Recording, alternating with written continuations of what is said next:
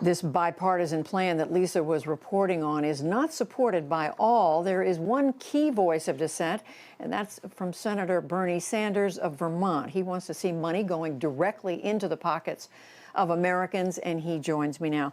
Senator Sanders, thank you so much for joining us again. Tell us why you think this so-called direct payment is the way to go. How much should it be? How much does it cost? Well, Judy, I think you just gave the answer a moment ago. We are looking right now at the worst economic crisis facing working people since the Great Depression. I mean, we're talking about millions of people who have lost their jobs and their income. We're talking about tens of millions of people who face eviction. We're talking about half our population living paycheck to paycheck. People don't have any health care. And we're seeing a record-breaking level of hunger in the United States of America. People can't feed their kids. This is an emergency. And in an emergency, it is obligatory for the United States government to respond to the pain and needs of its people. Now, the bill that we are discussing right now has some good things in it, to be sure, but it is in terms of new money. It's a $900 billion bill. In terms of new money, as opposed to money carried over from the CARES Act, it's like $350 billion. Democrats have demanded over $2 trillion. What this bill does not do is provide one nickel in direct payment to adults. And I want to see $1,200, $500 for kids, and it only has $300 a week for unemployment supplement. So we've got to do a lot better than that if, in fact, we're going to address the very serious economic problems facing our people. Well, you don't seem to have the Democratic leadership on board with this yet, as you know. But what I want to ask you about is the fact that some Republicans are with you. Conservative Republican Senator Josh Hawley of Missouri is pushing the White House hard and no doubt influenced the White House to say it favors direct payments. How odd, how unusual is it for you to be on the same side of this argument with them? Well, you know, the truth is that I think when pushed, for whatever reason, Donald Trump will, in fact, end up supporting a $1,200 direct payment for working class people in this country. And I think you're right. We have some Republican support, and you have, I think, at the end of the day, an overwhelming majority of Democratic senators who want to do this. But what has to happen right now, we have got to have the backbone to say very simply, we are not leaving Washington. We're not going home for the Christmas holidays unless we stand with the working families of this country who are in such terrible distress right now. And again, Senator, you have Democrats in the leadership, Speaker Pelosi, Minority Leader Chuck Schumer in the Senate, saying it's more important at this point to get money out there in the form of unemployment benefits rather than these direct payments, which was something they earlier supported. So how are you going to square this circle? How do you see this coming together? Well, pay attention. We're taking a hard look at the Senate rules.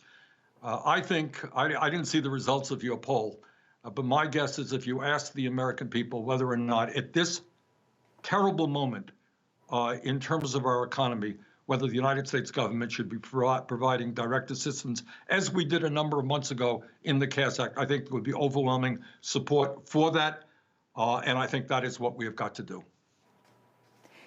And Senator, you're asking, as you said a minute ago, for a lot of money, a lot more money than many members are comfortable with. Our poll is showing most Americans, more than 60% of them, want to see compromise.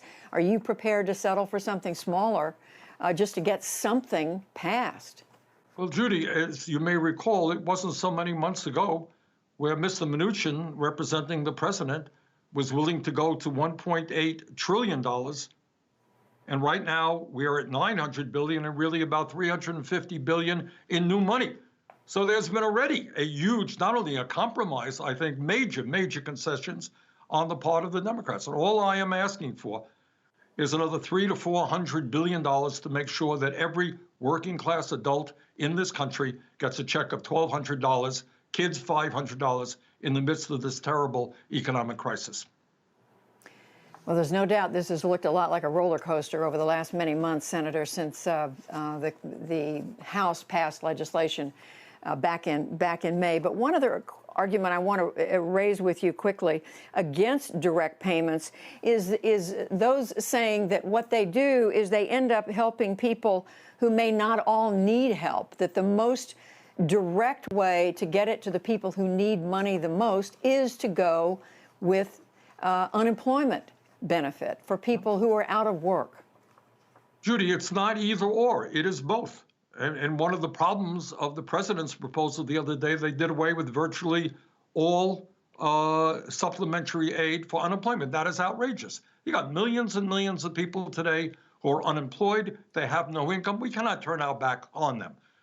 But let me just say this. You know, I find it amusing, having been in Congress for a few years, that when the government wants money for war, there's trillions of dollars available. You want tax breaks for billionaires? We got $1 trillion for the 1% and large corporations.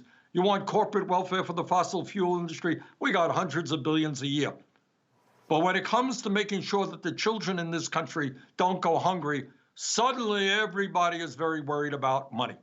Well, this is an unprecedented moment in American history. We got a pandemic, we have an economic crisis. Now is the time not to turn our backs on people who are suffering. And what I am asking for is, in fact, modest. It is less than what the Democratic leadership asked for several months ago, and less than what the White House agreed to. Well, we will certainly see what happens both among the Democratic leadership and among the Republicans. Senator Bernie Sanders, we thank you very much. Thank you, Judy.